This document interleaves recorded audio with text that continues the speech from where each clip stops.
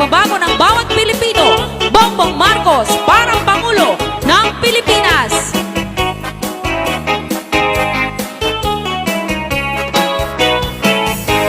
BBM iboto para pagkapangulo, pagkat siya'y may prinsipyo, may tapang at sadyang matalino.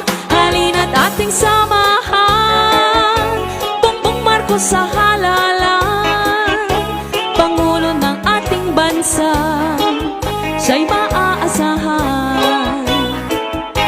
Gising na Pilipinas, tama ng paghihirap, upang muling uulan, ihalal ang nararapat. Bongbong Marcos lang ang dapat maging ama ng Pilipinas, pagkat wala siyang katulad sa serbisyong tapat.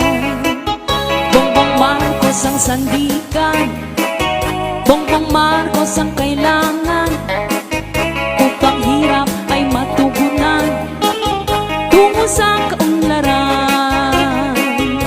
Kaya dapat tayo'y magkaisa para matugunan ang hirap ng bansa.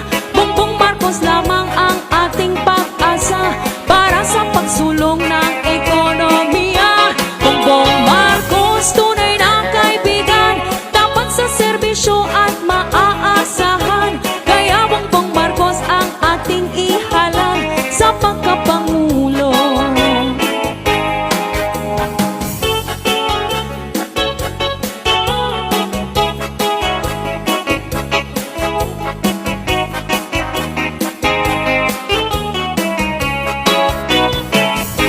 BBM ang iboto para pagkapangulo, pagkat siya'y may prinsipyo, may tapang at sadyang matalino.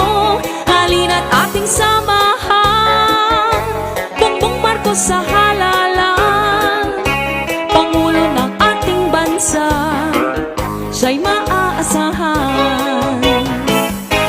Gising na Pilipinas, tama ng paghihirap, upang muling uulan, ihalal ang nararapat. Bongbong Marcos lang ang dapat maging ama ng Pilipinas, pagkat wala siyang katulad sa serbisyong tapat.